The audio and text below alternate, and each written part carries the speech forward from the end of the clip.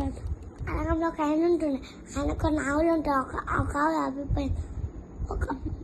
ఒక సింహం వచ్చి ఆహా మంచి ఆహారం అంటే ఇంకా నన్ను వదిలిపెట్టు నేను మా పిల్లలకి పాలు ఆపొస్తా గడ్డి తినిపించేస్తా వదిలిపెట్టిందంట. అవును. ఇంకా ఒక లయన్ వచ్చింది. ఆ లయనేమో వదలకుండా తిన్నది. ఇంకా వచ్చి అడిగింది. అప్పుడేమో ఎలుగుబండి వచ్చింది.